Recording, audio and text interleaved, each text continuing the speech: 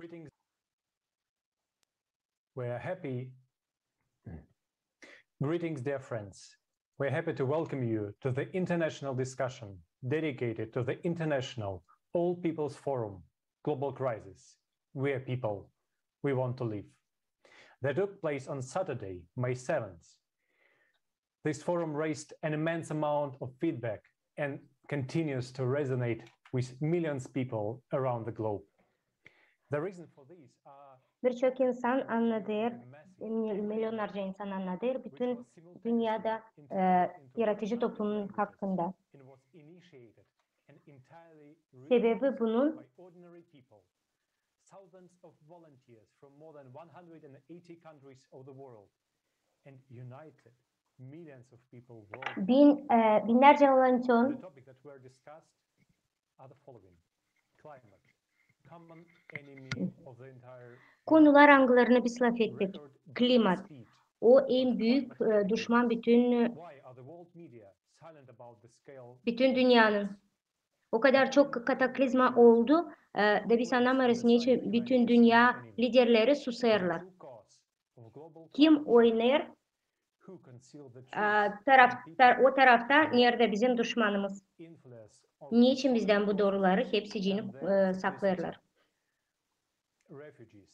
Astronomik proseslerine kim başvurur? Onlar sıklık olarak sürekli değişirler.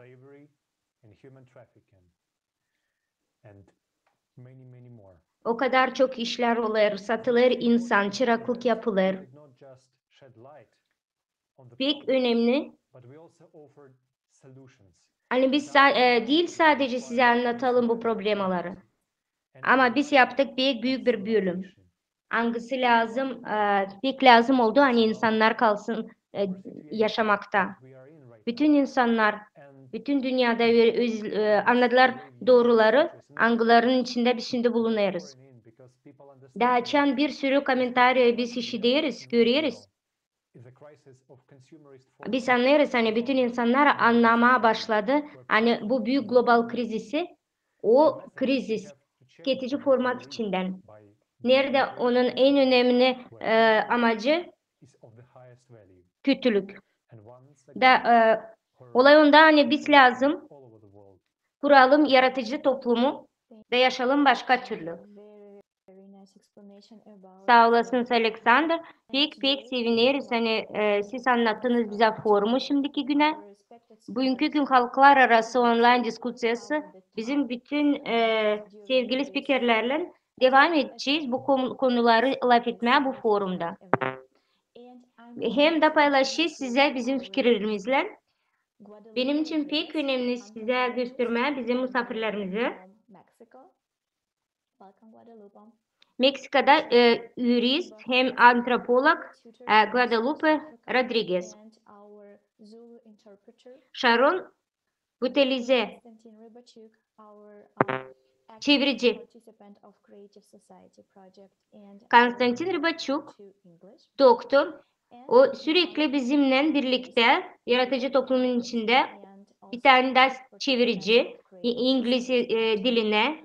Hem Marek Yakubis, büyük bir analitik, hangisi yardım eder bizim yaratıcı toplumumuza. Sağ olun, hoş geldiniz sevgili dostlar. Çek etmeden ben istedim size göstermeye bir video.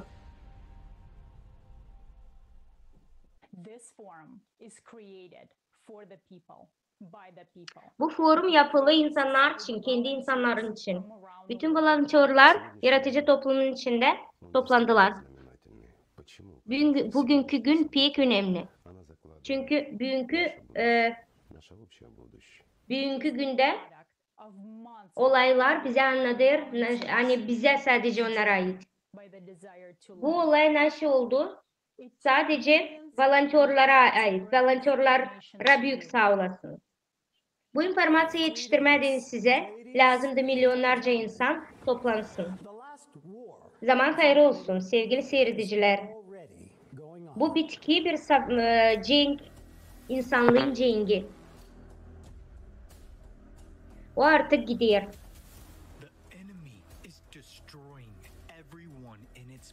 Düşman yok eder her birini, kim çıkar onun yoluna. İlkten ben sandım hani bu patlama, bomba patlaması. Bu pek kötü, korkunç. Doğru söyleyeyim, ben sandım hani ben öleceğim. O pek cansız hem insansızlık.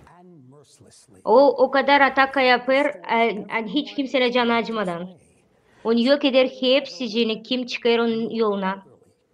Hiç korumadan ne karıları, ne uşaklar, ne de yaşlıları. De bu sadece onun ilk atakları. O hiç yeşil koridor açmıyor. O hiç kimsenin anlaşma yapmıyor. Ona da lazım vakit, hani askerleri toplama. Onda da bitmeyecek hiçbir zaman raketalar. Her bir yeni atak ilan bizim düşman olur ta da kadı. Naşı biz varınca yapalım, hani ona karşı çıkmadığını. Varınca biz insanlar duralım ona karşı. Eğer şimdilik bütün bu planetanın mobilizasyasına yerine, birlik olma yerine biz öldürüyoruz birbirimizi. Ben istemiyorum ölme. Ben isterim bitsin bunlar hepsi. Bu cengin yüzünden hangisi gider şimdi Ukrayna'da? Bütün klientler anladır, isterler hani onların uşaklarını seks şiddette askerler kullanır.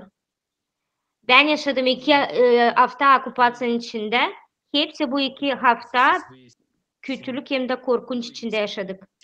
Bir kere biz giderdik Pınar'a su alma, adamı öldürdüler yolda.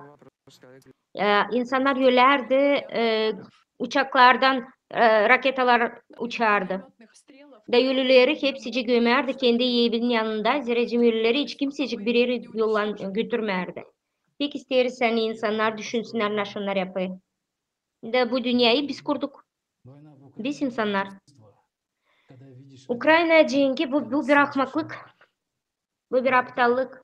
Açan sen göresin hem de işidersin bunları. Naşı yapıldı Ukrayna kasabasında, ben sanırım hani hepsiciğinde böyle varınca olsun. Zerrecim klimat milyonlarca kere daha ciddi, daha seriyoz. Ve biz bunu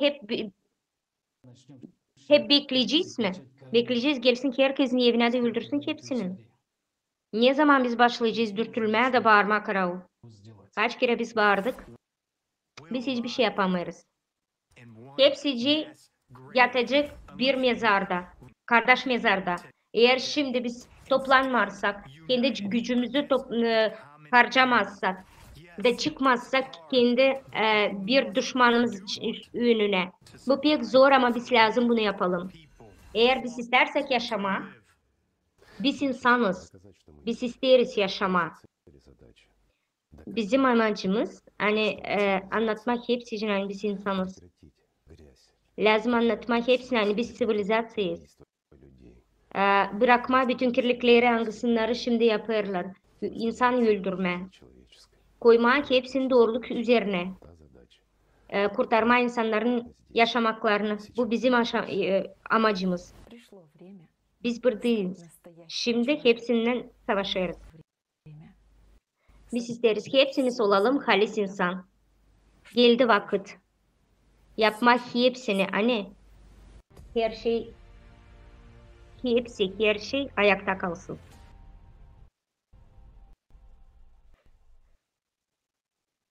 Yes, indeed, this forum really gives an idea and understanding that we really need to unite and act. Şimdi hepsimiz görüyoruz hani bu forum verir bize anlamak hani biz lazım hepsimiz toplanalım da başlayalım bir şeye davranma da kuralım. Bizim geleceğimiz hepsi için yaratıcı toplumu kuralım. Eğer biz buna inanmazsak biz karşı karşıya kalacağız pek büyük bir doğrulukla hani pek büyük kötü senaryo başımıza gelecek. Bazıları insanlar katılışlar yaratıcı toplumun içinde de var o insanlar. Onlar karşı geldi bu kötülüklerle. Biz hepsimiz beraber lazım yapalım naşsa. Bütün kendi potansiyelimizi toplayalım da bütün resurslarımı harcayalım. Hani durgutma bu işi de kuralım yaratıcı toplumunu. Ben isteyeyim bir soru sorma. Anlatsanıza bize bu olaydan bir şeyler. İslam Arina Alexander, hepsine selam veriyorum. Ben sanırım hani bu forumun başlığı diyor, hani biz şimdi lazım davranalım. Biz lazım hemen karar verelim, durduralım bütün cenkleri, angları yok eder bizim planetimizi. Biz lazım bağıralım, isteyelim ki hepsinden yardım. Böyle değil lazım devam etsin. Bunlar pek hiç doğru değil. Bütün dünyaca görüyoruz insanları, kuşakları, karıları, onlar yersiz kalmış. Hep öylece biz görüyoruz, hani hepsici olur. O yok eder hepsicini. Biz lazım toplanalım. Ve biz sanırız hani hükümdarlar bizi işitmiyorlar, hiç sahip çıkmıyorlar bizim söylediklerimize, bizim yaptıklarımıza. Biz lazım hepsi insan olarak toplanalım, kalkalım da toplanalım, hepsine gösterelim nasıl olur. Bir lazım beklesin bu. Bu kötülükle biz gideceğiz ki hepsimiz dibe. Ben sanırım hani bu bir ders angısı bize bu dünya gösterdi. Angısı bize anladı, hani biz lazım durgulalım ortalığı da birbirimizi tutalım. Thank you. It's really important that we really need to start speaking that one language. Sağ olasınız. Çok sağ olasınız. Bu pek önemli bizim için. To the whole humanity that we are people and we want to live. And you know during the Hepsicine bir dilde lazım laf edelim de hepsine lazım anlatalım.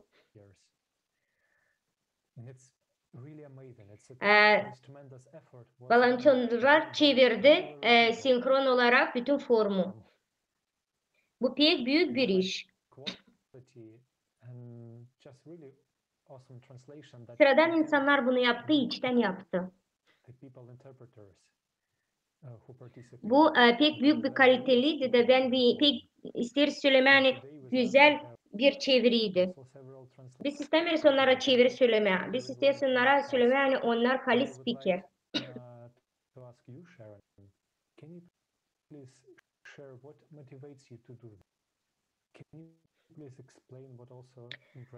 Ben isterim sorma Sharon, varınca siz bize anlatarsınız. Nasıl siz geçirdiniz bu forumu çevirene kadar? Peki ben isterim anlatma size niçin ben bu işi yaptım da ne kadar ben içten onu yaptım. Açan ben görerdim bu informasyon hangisi forumdaydı. Ben duyardım hani bu dünyada hangisinde biz yaşarız. Hiç mi düşünmezsiniz hani var insanlar hangileri düşünür başkasının yaşamasını. Biz onu deriz hani biz hepsimiz insanız da lazım düşünelim başkasının canını. Da düşünmeyelim kendimizi. Ama açan ben anladım hani bir sürü insan var hani hazır yardım etmeye başkasına, başkasının yaşamasını kurtarma. O beni kaldırdı ayağa da o bana güç verdi.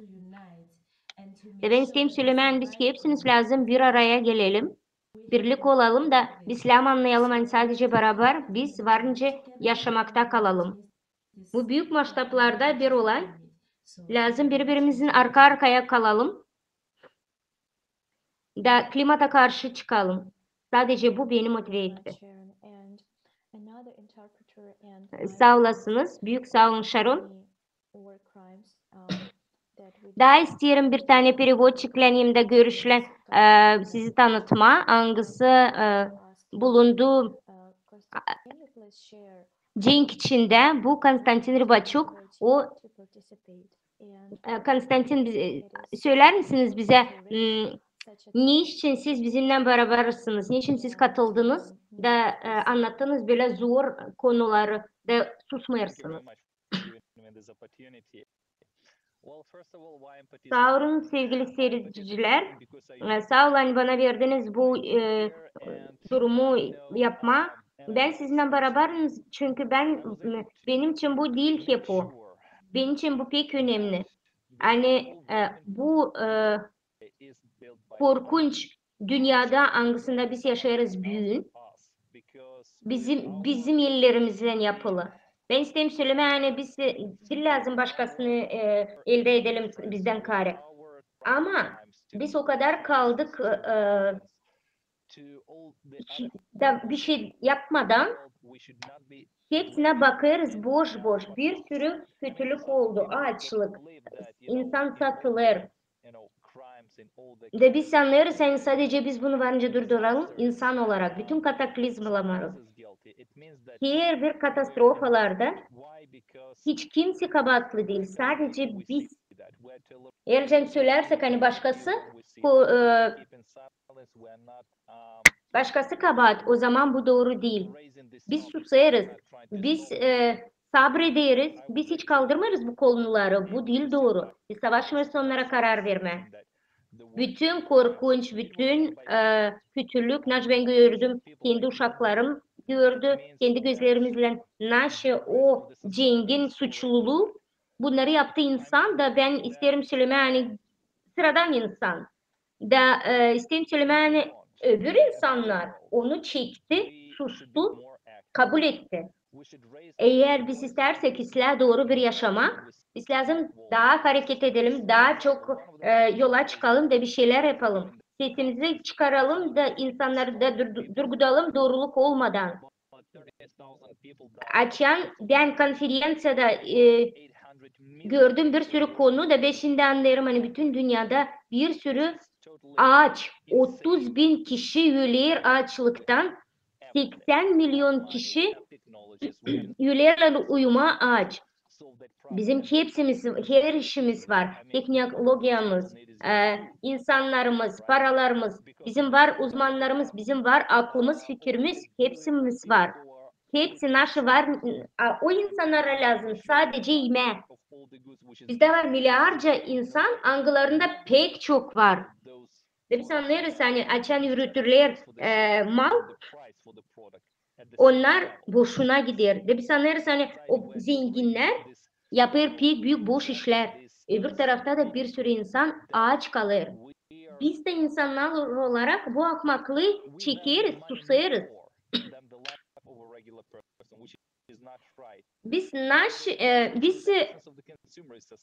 Biz ön plana kuruyoruz sadece parayı. İnsanın yaşamasını hiç tutmuyoruz. Biz birinci numaraya lazım koyalım sadece insanın yaşamasını, onun koruması. Yaratıcı toplumunda birinci numara sadece insanın yaşamı, insanın rahatlığı.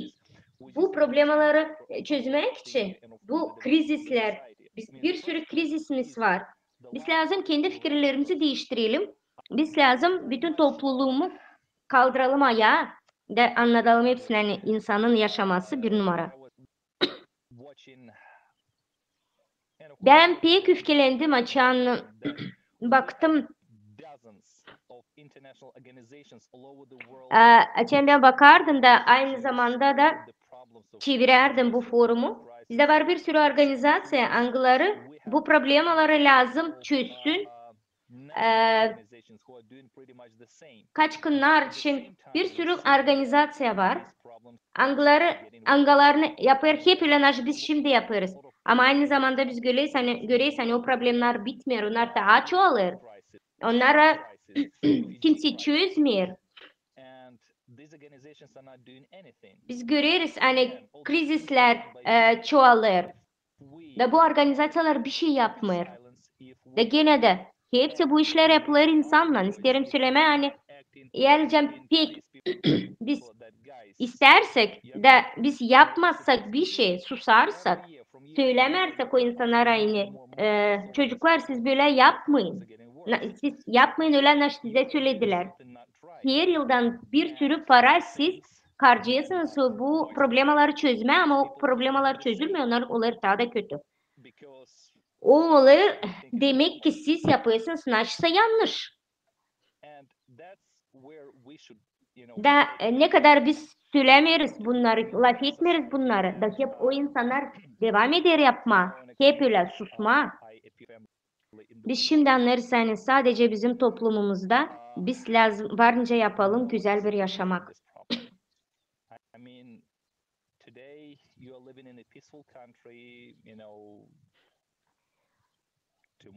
Bugünkü güne siz hepsiniz yaşarsınız bir güzel bir ülkede ama yarın varınca hepsi değişsin. Büyük bir rahat bir klimat bölgesinde yaşarsınız. Ya sabah varınca hepsi değişsin. Hiç kimse bunu düşünmüyor. Da forumun içinde pek güzel hepsi göründü, anlatıldı. Hani örnek olarak klimatın krizin içinde açan bölgede olur tornado, büyük su bulutmaları ya da başka katastrofaları hiç kimse kurtarılmıyor. Sadece o zengin insanlar kurtarılıyor. Kim beni ya da sizi kurtaracak, açan gelecek o büyük katastrofa. Siz sanırsınız hani birisi gelecek de sizi kurtaracak mı? Hiç kimseyi kurtarmayacak. O insanlar sadece kendisini düşünüyorlar. Ama gene de bu problemi lazım çözelim. Sadece biz de lazım susalım. Biz de lazım olalım, rahat bakalım böyle işe. Biz lazım kalkalım ayağa da diyelim o insanlara. Eğer şimdi biz çözmezsek bu büyük problemaları global kriz adına biz lazım slujbalar koyalım, açalım, koruma slujbaları, global lojistik slujbaları kuralım.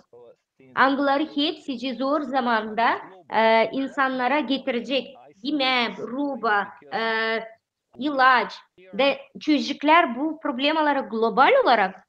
Şimdi biz hepsimiz insan olarak dağılmışız, bizi ayırdılar.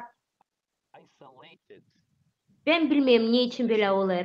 Ben sanırım hani biz o kadar kapalıyız da bu kapalılık sanki duman içindeyiz. Biz hazır değiliz kabul etme hani bizim komfortumuz varınca günün birinde değişsin. Binlerce yıl içinde o varınca değişsin. Biz onu istemeyiz kabul etme. Ve ben istiyorum size söylemek hepsine, insanlara kim bize katıldı da hazırlamaz yardım etti. O insanlar anlar hani şimdi nasıl olur şimdi. Onlar hiç kimse korkmıyor söylemeye doğruyu. Onlar hepsi cin çağırırlar, bütün insanlığı çağırırlar. Kalkma da susmama, bir şeyler yapma, bir şeylere davranma. Angları bize yardım etti bütün global problemaları çözme. Global slujba korumaları, yemeğe, mal, su, ilaç hangisi bize getirebilir? Açan katastrofalar olacak. Bu insanlar her kere ayakta olsun da gelsin yardıma. Da sadece yaratıcı toplumun içinde biz bunu varınca yapalım. Eğer biz anlarsak hani insanın yaşaması bir numarada biz onu görersek bana gelir hani biz daha güzel yaşamaya çıkacağız.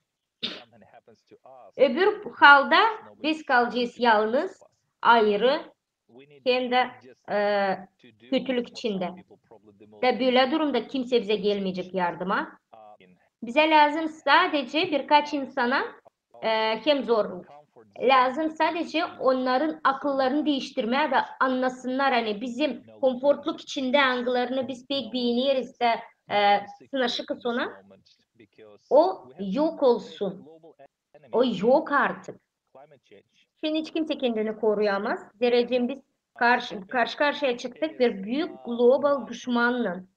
Klima değişikliği. O hiç kimseni ayırmıyor. Ondan sen yokunca geçersin de anlaşma yaparsın. Mir olsun deni hiç anlaşmaz. O sadece geçecek, yönüne gelenini hepsini öldürecek. Ya biz toplayacağız bütün uzman teknolojilerini, resurslarımızı, insanın potansiyellerini ve çıkacağız da ayakta kalacağız o düşmana karşı. Ya da bizde şans yok. Olmayacak şans. De bu forumda hepsi çok güzel anlatıldı. pek güzel bir işaret, znaktı. Hani insanlar korkmuyor artıkla etme. Hani insanlar korkmuyor, susma da anlatma kendi zorluklarını hangisinden o karşı karşıya kalıyor. Daha da büyük önemli, daha çok çok önemli. Açan biz başlayacağız bunları çözme, kalkma da davranma, bir şey yapma. Sağ olasınız. Büyük sağ olasınız Konstantin. Bu büyük bir doğru. Bu forum ki hepsine verdi anlama, hani her bir insan dünyada şimdi zor içinde. Ve bizim illüzyamız kendi konforlar içinde gözümüzü kapıyor. O bloke eder bizim yaşamamızı. Eğer biz insansak biz lazım pek büyük sesle bağırarak hepsine söyleyelim hani biz insanız da biz deriz yaşama. Biz lazım toplum kuralım, yaratıcı toplumu. Her bir insan varınca işitsin bizi de anlasın hani yaratıcı toplumu. Bu bizim bir şansımız.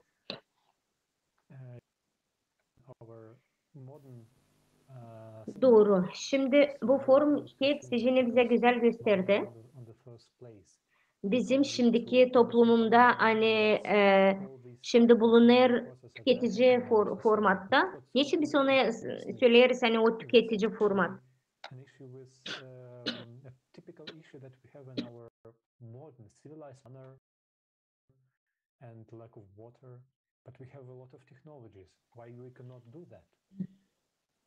Bizim şimdiki vakitte var pek büyük problema. Açlık, susuzluk. Ama bizim var pek büyük teknolojilerimiz da biz almıyoruz onları da çözmeliyiz bu problemaları.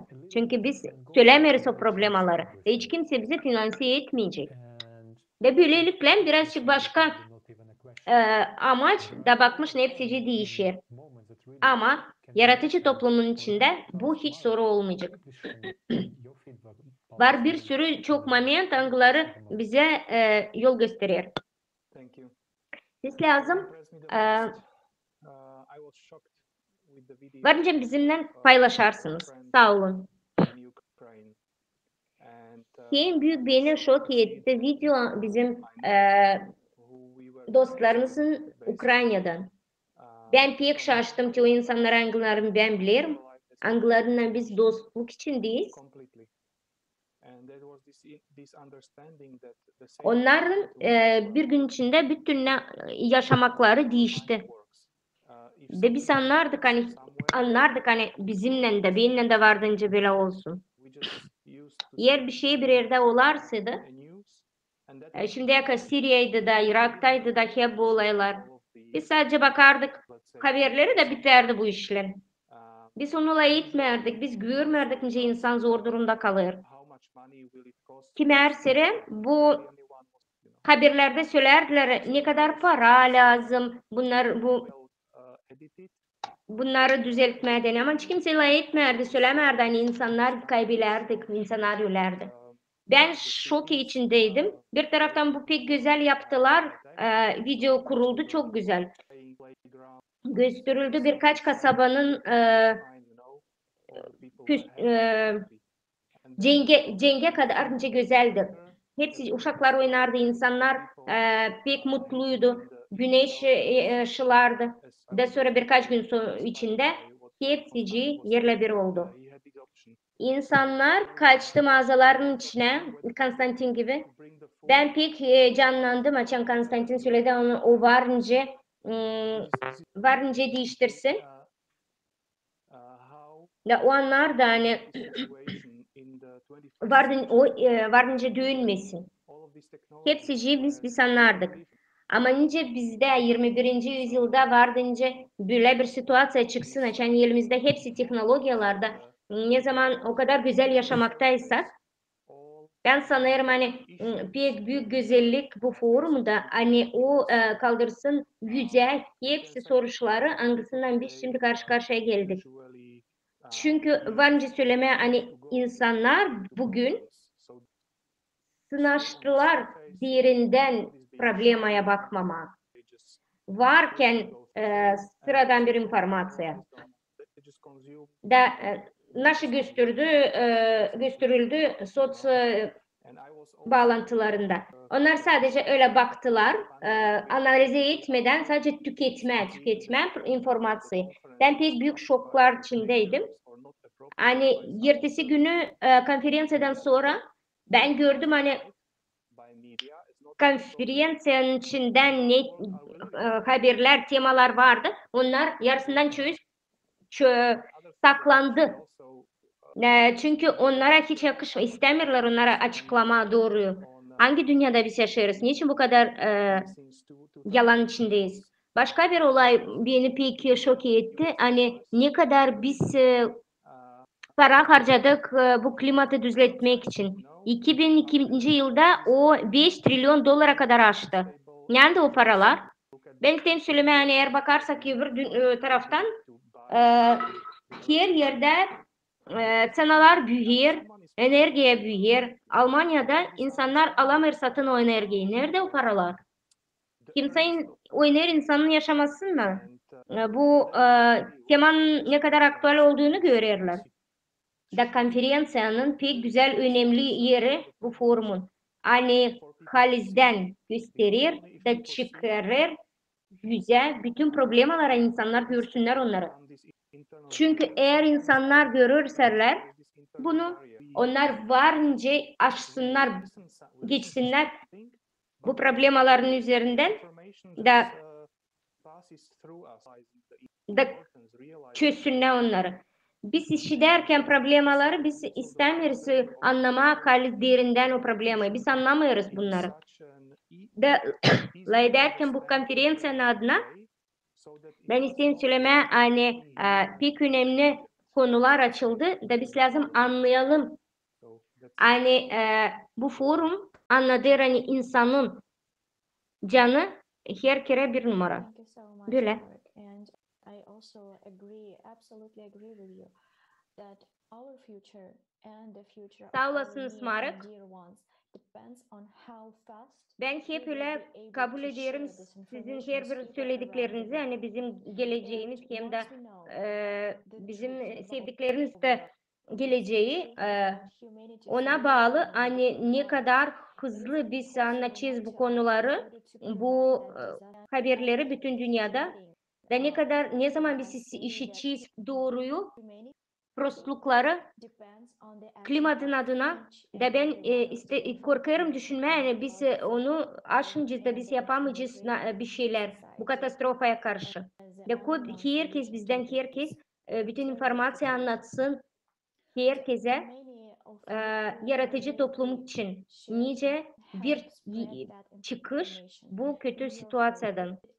De çoğu artık yaptı bu işi. Anlattı kendi ülkelerinde, bütün dünyaya anlattı, hepsini yaptı. Ve ben isterim sorma, Guadalupe, ben bilirim hani siz bir organizasyada işlersiniz, hangisi yardım eder,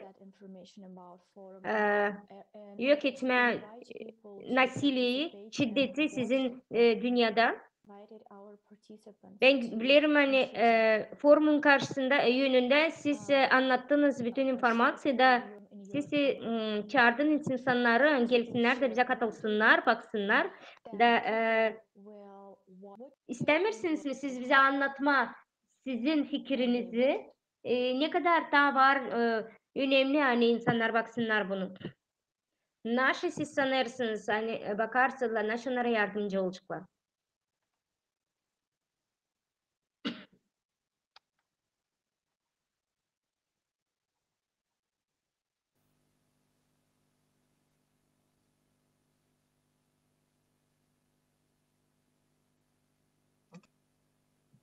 Yo pensaba, escuchando a Mark y escuchando a nuestra compañera, me quedaba pensando en la exigencia a los medios. Estos medios que cubren la guerra, que cubren la espectacularidad, que cubren esta que hace en torno a la violencia de las personas. Y Por ejemplo, например, este esfuerzo que hace Sociedad Creativa no está. Aparentemente no hacen esa cobertura los grandes medios. CNN, Fox, ¿dónde están esos medios? Biz biliriz hani bizim yaratıcı toplumun içinde naşı anladır, biz görüyoruz hani sıradan medya bunları anlatmıyor. Niçin onları onu anlatmıyor? Niçin göstermiyorlar naşı olur halis dünyada? Ben düşündüm Mark'ı sesleyerek, Konstantin sesleyerek ne kadar önemli bakma. Gitme orayı da isteme. Hani hepsi televizyonlar kanalında göstersinler. Başka ülkeyi hangisinde var acı, hangisinde var kötülük, hangisinde var zorluk. Ben sanırım hani bu pek önemli. Bu sponsoplar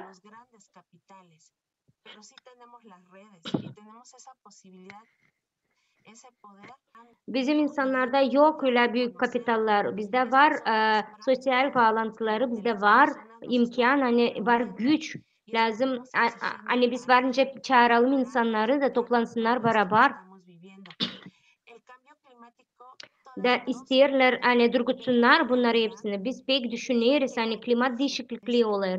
Bütün bu situasyon pek acı.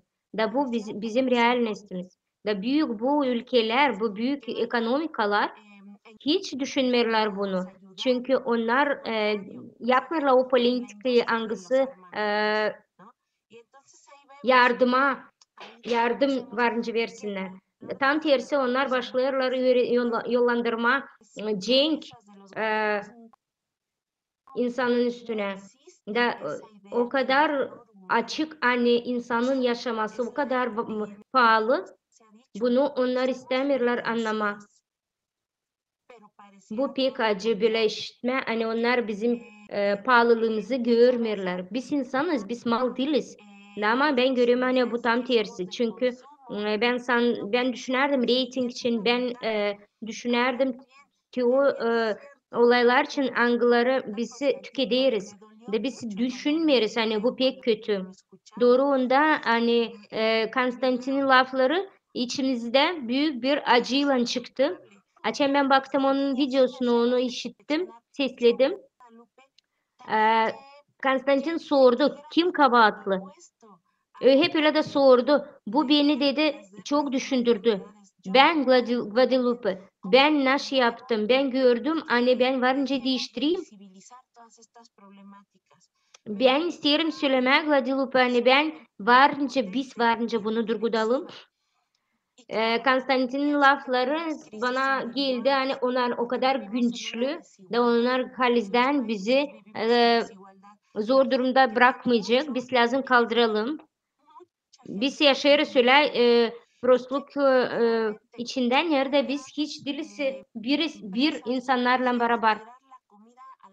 Böyle Konstantin gibi insanlar pek az. Var büyük kampanyalar Angları ister, Angları sıvıdırlar imeleri ama bir sürü de insan açlıktan ölüyor. Bunu onlar düşünmüyorlar. Ve ben sanırım hani diyalog lazım kurma, yürütme, bu bağlantıları kurma, lazım anlatma bu informasyon, lazım insanlara gösterme, bütün hükümdarlar görsünler, medyalar lazım doğruyu anlatsınlar, baksınlar bu kolektifi de görsünler, bütün doğruları, forumun konularına baksınlar da bütün doğruları anlatsınlar insanlara. Ben anlıyorum hani onlar sadece üretiyorlar tüketici toplumu. O için ben şimdi düşünüyorum hani bizim forum bize verecek büyük anlam. Biz hani ben lazım kendim çıkayım da laf edeyim de anladığım kendi insanlarımla, kendi komşularla işte okulda, her yerde, sokakta da belki onlara anlatma, gösterme hani var hepsi kimin var resursları, teknolojileri. Onlar bizi işitmiyor. Da hiç bize yardım etmiyor. Yani onların organizasyası kalksın da bizimle beraber birlik olsun.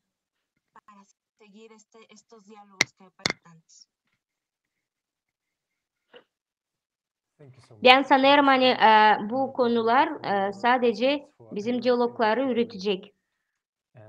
Sağ olasınız. Ben sağ söylerim nasıl yaparsınız. Daha biz insanlık olarak lazım bunu çekelim. Bu şiddetleri lazım bak görelim. Biz lazım sadece toplanalım da bütün kötülük içinden çıkalım.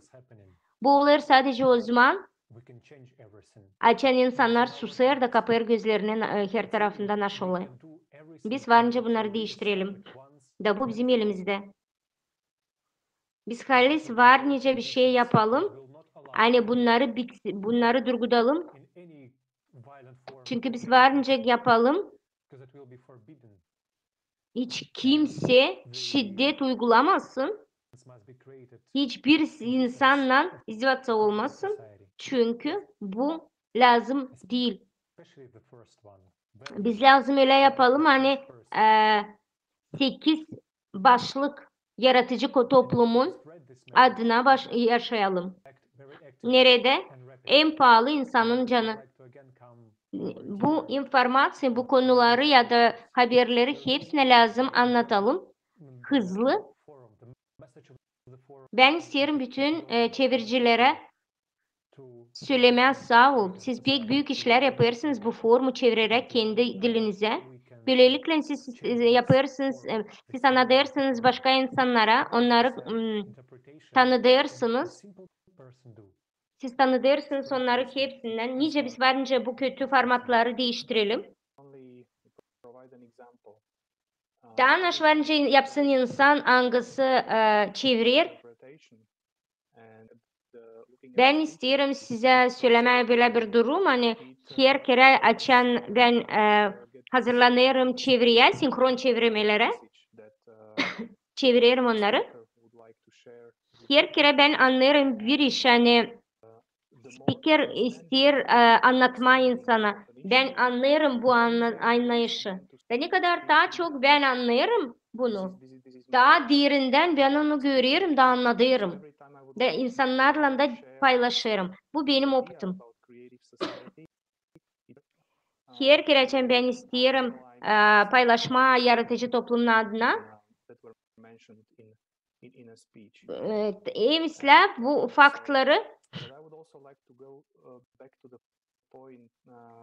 faktları anlatma dini biz çok işleriz. Ben isterim şimdi dönmek o soruya ne için medyalar bizim lafımızı tutmuyor, bizimle biri olmuyor.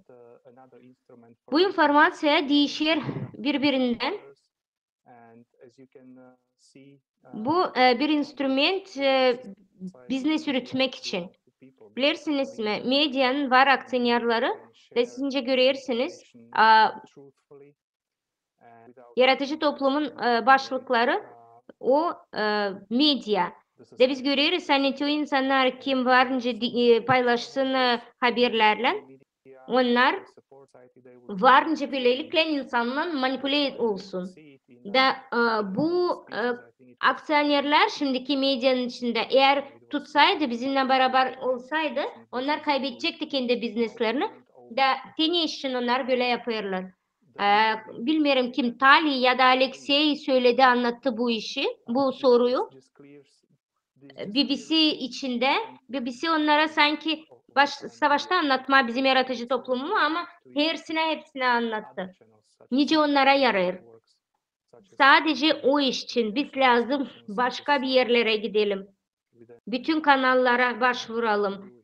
Sosyal bağlantılara, halklar arası diskusyalara, sadece anlaşmalar. Sağ olasınız. Büyük sağ olasınız Mark. Konstantin'e de pek büyük sağ ol. Binde size bir soru. Nice biz varınca insanlara verelim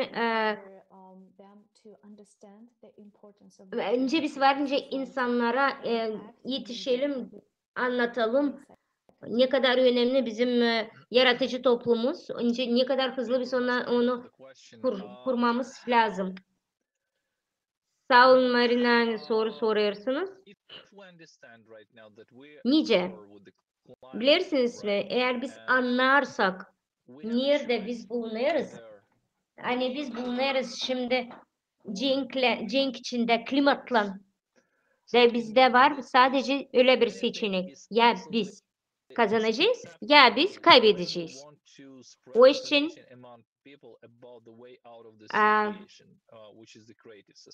açım isteriz insanlar arasında bu situasyonu anlatma. Biz lazım kullanalım her bir spor hani insanlara yetiştirmeye bu haberleri. Hani biz unutalım tüketici formatı kullanma. Biz lazım aklımızı değiştirelim. İsteriz biz bunu istemeriz mi? Biz lazım değiştirelim. Kendi konforlarımızdan çıkalım da doğruya göz göze gelelim. Biz lazım laf edelim. Çünkü biz bu bir şans. Hani insana anlatabiliriz sadece böylelikle hani biz içten içe açan biz laf ederiz insanla insan yoktan düşünüyor. Sonracığımda sanki hadi sen söylersin hani ben yüzlerce bin yılı işlerim her yerden. Ama açan siz örnek verirsiniz. Hangisından siz kendiniz karşı karşıya geldiniz. Kendi yaşadığınızı. Ve siz söylersiniz insana hani onu hiç kimse korumayacak. Hani o geç ya da yerken kimseye arka olmayacak. Ona kimse arka olmayacak. O zaman bu diyalogda o insan anlar hani Allah bu adam doğru söyler, doğru düşünür da o benimle paylaşır bu haberle. Derceme bana ister yardım etme. Açıklık yürekten nice birisi var, nice yetiştirelim kendi fikrimizi başka insana içten. Açan insanlar görürler hani siz savaşmırsınız onu kullanma ya da naş sondan alma. Sadece ona anlatırsınız haberi ve isterseniz yaşamayı ister bir toplumda. İnsanlar bunu düşünür hem de duyar. Ben size söylemem sizin açıklığınızı açan siz doğru söylersiniz. Yürekten söylersiniz, kalbinizden. Sadece o bize yardım edecek. Hiçbir şeye bakmadan ben istem söyleme gazetecilerde olsa. Ben konferansadan sonra gazetecilerle buluştum. Ben sordum onlara. Siz varınca bana söylersiniz. Nince ben varınca anladığım daha çok insana forumun hakkında hangisi şimdi geçti. Biz söyleriz. Biz söyledik hiç olmasa 3 saat. Açen ben ona anlattım ne kadar önemli yaratıcı toplumun, ne kadar formatı değiştirmek için önemli. Hani biz lazım bu problemalarla laf edelim. Hangisinden biz şimdi karşı karşıya çıkarız. Bütün problemalarla hangilerini böyle problemalar hani yemek, su, kriz, kaçkınlar, biz savaşırız onu çözme ama kalizden bizde bir şey olmuyor. O beni anladı. 3 saatten sonra o benimle paylaştı 4 tane gazeteciyle hangileri vardınca kendi set bağlantılarında paylaşsın bizim haberimizle, informasyonumuzla. Da birisi onlardan çekildi politika sferasına. O işte insanlar seslenir buna. Tekrar edeceğim. Açan görüyorlar hani sen hiçbir şey ondan faydalanma istemiyorsun. Ya da istemiyorsun ondan para ya da onu kullanma ya da kendi popüler olma. İnsan duyar senin açıklığını, doğruluğunu, senin silah insan olduğunu. Da onlar o zaman sesirgenirler sana da onlar işidirler seni. Onlar görüyorlar hani sen anlatırsın doğruyu. İsterim söyleme yani doğruluk o pek büyük bir bölüm. Hangisi şimdi bize lazım. Sadece doğruluk onda hani biz şimdi zor durumdayız. Biz bir sivilizasyon olarak o kadar dolaştık büyük krizislere. Bu bir doğruluk ve biz onları görmek de istemiyoruz. Görmüyoruz hiçbir de çıkış yolu. Çünkü bizim kafamızda böyle oturmuş. Bizim aklımız temiz değil. Deyince ben söyledim biraz önce. Açamiz çekici insanın yaşaması terimini düşünme ama para için değil. O zaman hepsini biz pek hızlı değiştireceğiz. Daha siz anlatın o insanlara. Da onlar size inanacak. Biz anlayacağız hani bu vakit doğruluk için. Bu vakit davranış için. Çünkü bizde yok seçenek. Çünkü hepsi insanlar ister yaşama. Da siz bilirsiniz mi? Niye biz lazım gelelim? Ya biz kazanacağız. Krizisten karşı ya da kataklizmalara ya da biz kaybedeceğiz. Da bu bizim yıl çıkışımız. Pek büyük bir çıkışımız. İsterim insanlara söyleme. Ne kadar da size zor olmasa savaşın anlamı hani sizin konfortunuz pek kısıtlı vakitte ya da o hiç yok. Siz varınca hepsini bir momentta kaybedersiniz. Ben kendim size anlatacağım. 23 Fevral'de sıradan bir akşamdı. Geldim işten. Yedim yemeği kendi ailemle. Evin içinde bir şeyler yaptım. Televizyon seyrettim. Ne yattım uyuma. Da ertesi sabah biz lazımdı gene gidelim işe ama biz yetiştiremedik. Çünkü başladı büyük bir cenk. Bilirsiniz mi? Açan seni saat uyandırma ama bir telefon çağırması benim kaynana olarak. O varınca sorsun ne yaparsın? Ama o bana sordu sen yaşarsın mı? Naş sen yaparsın.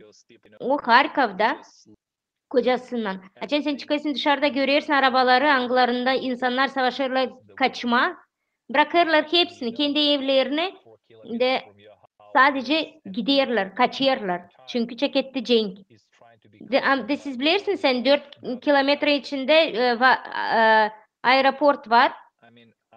De hep o vakit orasını tutturma savaşır başka askerler, başka ülkenin askerleri. Ben birkaç kere kendi evimdeydim, Buça'daydım ama ben şimdiye kadar gene gidemiyorum oraya. Bütün kasabanın içinde sadece bir apteka işliyor hem de süpermarket. Lavkalar her yerde kapalı. Birkaç gün geri başladı işleme avtobuslar, köprü işlemiyor. Kiev'in arasında hem Buça'nın arasında. Yıkık. Siz bilirsiniz mi ki hepsini varınca size anladığım örnekleri. Ama ben isteyeyim söyleme insanlara sadece biz şimdi yaşarız pek kötü bir toplumda hangisini biz sizinle beraber kurduk. Ve biz dil lazım iş yapalım onun aşı bize söyler medya. Onlar sıradan insan hem de biz. Onlar sadece alırlar para. Her kere hepsi ciba gelir onu anlar hani yaparlar. Naşse değil doğru. Çok insan hangisini yalandırdılar, aldattılar.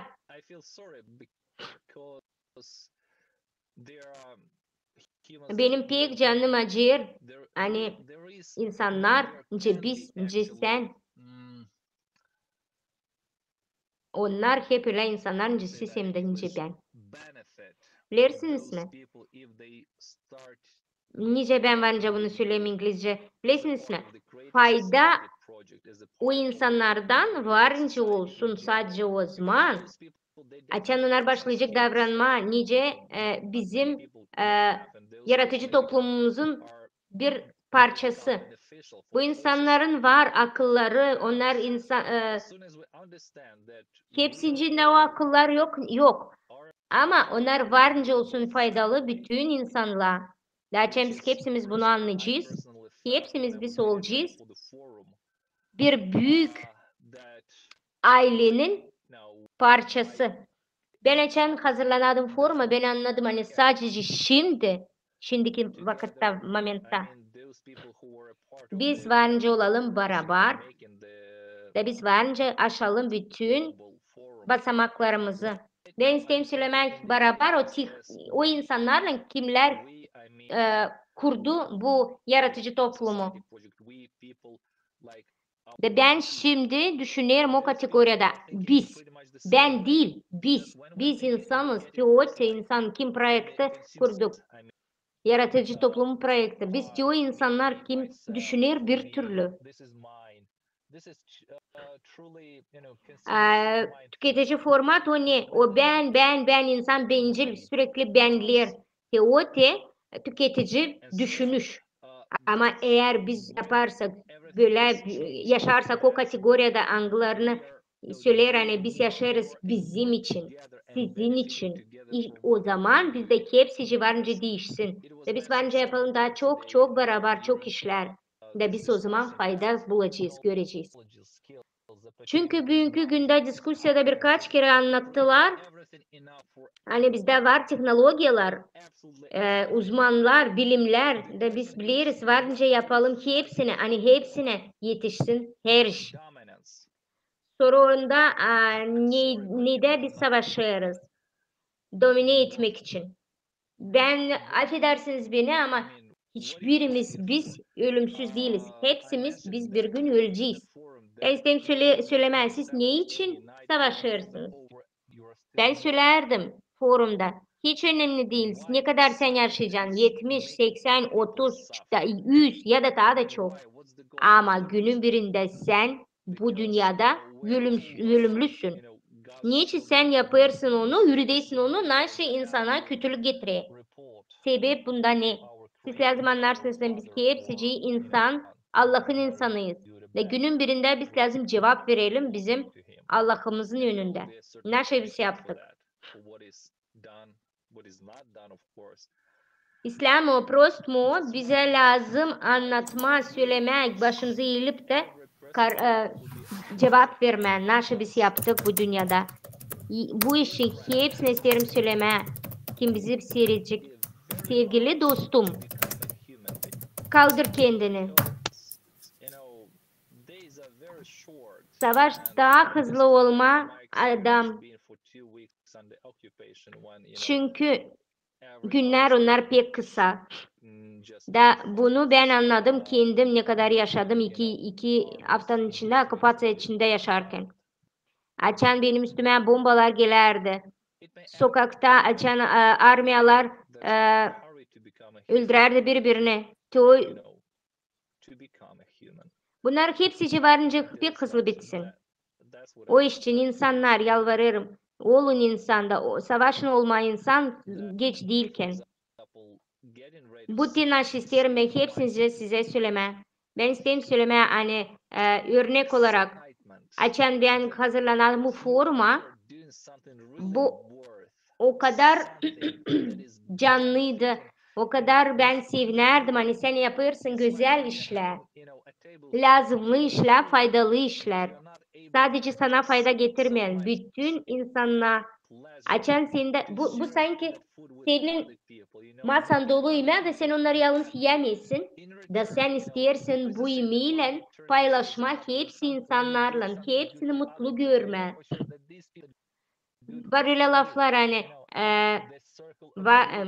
eğer bir değişiklik yaparsan birisine hepsi yöneldiğini büyük değişiklik yapacaksın. Ve o insanlar da senin için çok faydalı güzel işler bence yapsın. Bu iyilik sıklı. De biz yaşarız bu kurukta. Biz biliriz hani yaptık çok işler, çok işler birbirimize. De bu bitmiyor. Ve ben kendimi duydum hani ben yaratıcı toplumun bir parçası. Ben bu yaratıcı toplumun aile olarak bir aile parçası. Hepsinin beraber olarak.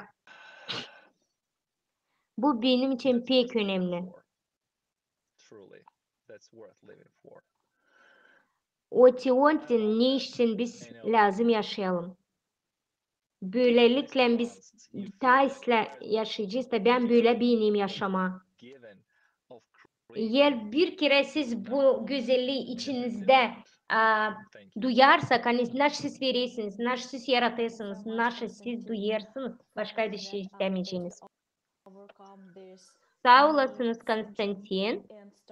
Ben sağ ol söyleyeyim, hani bu soruları kaldırdınız da bize yardımcı olur da biz bu sindrom ile hani biz başlarız düşünmeye başka insanlar için. Sağ olasınız, hani siz anlattınız, hani sadece biz kendimiz varınca yapalım bu işi.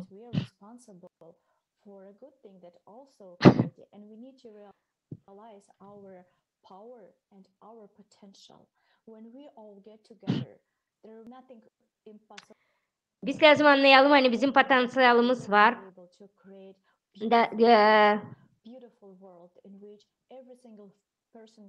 Biz varınca kuralım güzel bir gelecek. Hangisinde her bir insan olacak mutlu. Ve biz lazım davranalım şimdi. Çünkü şimdi vakit bize işlemiyor. İnformasyon, yaratıcılık cümlesi yetişecek her bir insana, bütün dünyada. Bunsuz bir şey yapamayacağız, bir şey. De biz anlarız. Eğer biz çekici söyleme, anlatma insanlara bu iş için milyonlar insan bizim dolayımızda ilerleyecekler bu işi. De milyon insan söyleyecek yaratıcılık cümlesi için. Zaten bu olacak, o zaman 8 milyar insanı öğrenecek. Forum için hem projekt için. Onun için biz ders sorma şehrine ne lazım yapma ki her biri ne bence yapsın, hani 8 milyar insan öğrensin bu forum için. Hem karar için, yaratıcılık cümlesi için.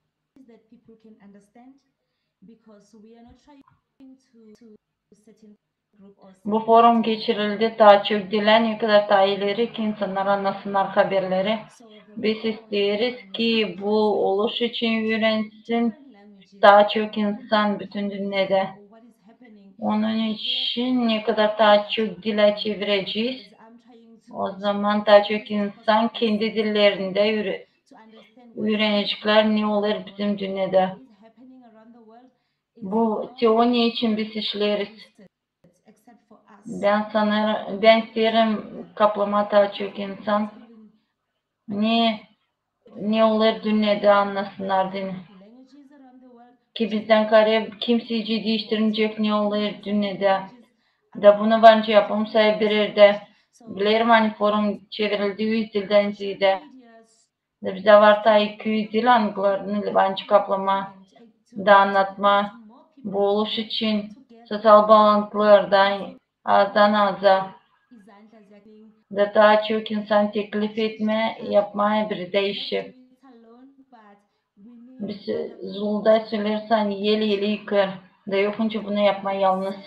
Bize lazım insanlar, daha çok insan ki yardım etsinler. Ki kendi dilinde açıklasınlar bu haberleri. Ki onların halkı bunu daha iyi anlasın. Çok sağ ol Sharon. Bu pek önemli. Ki olsun daha çok çevirili dile. Benim kendi bakışım, anlamam. Bayalarkanın onun hazırlamasında kim yaparsa çevirmeleri hem toplayıp türlü farkları, anılarını biz topladık. Bu en ilk adım. Hangisini biz yaptık bile. Bundan kariye var başka adımlarda anılarını biz talep yapalım. Biz lazım halizden olalım mass medya. Zira biz kendimiz insanlarımız, ince insanlar var, çok bağlantılarımız. Bence bu haberleri dağıtalım insanların aralarında, dostların aralarında söyleyelim bunun için. Bizim kısımlara söyleyelim, yakınlıklara. O insanlara anıları bundan şüphelenirler. Var çok kurum, anıları toplarlar bu insanları. Anılar karşılık gelirler bu problemalarını. Da bütün dünyada söylerler türlü dillerde, türlü devletlerde var bu kurumlar. Da biz bence gelelim onlara da haberleyelim onlara bu informasyayı. Da sadece biz bir yerde varınca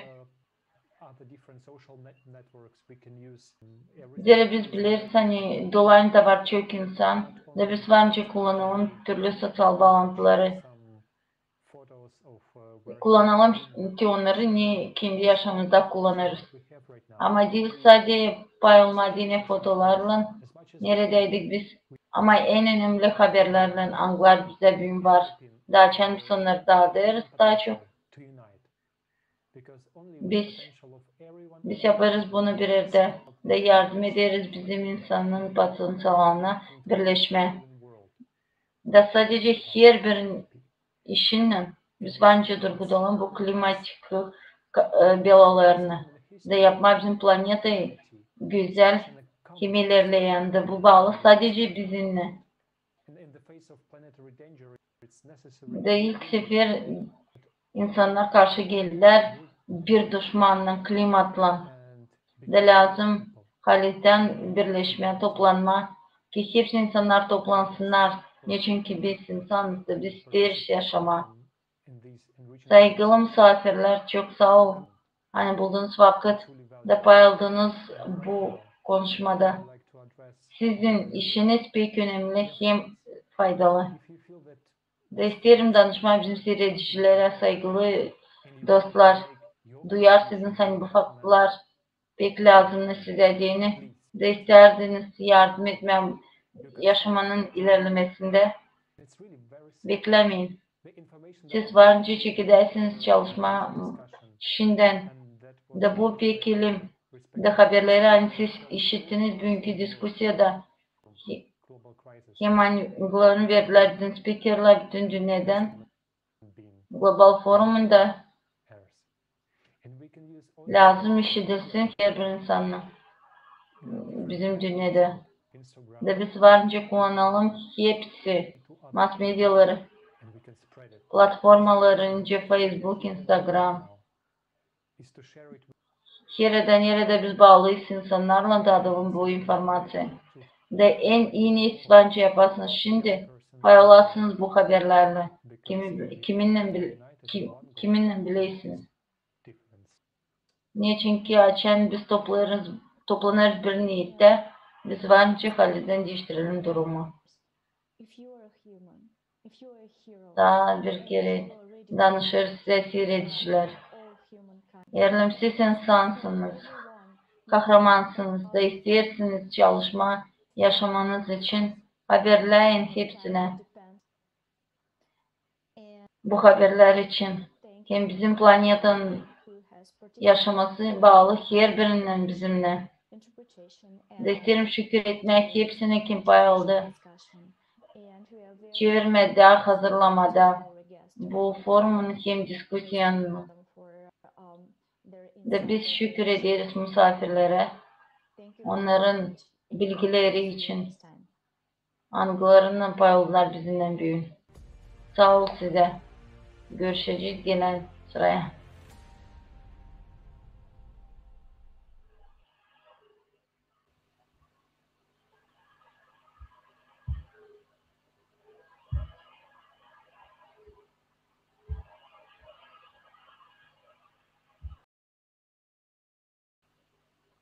Все, девчонки, кто-то на связи есть?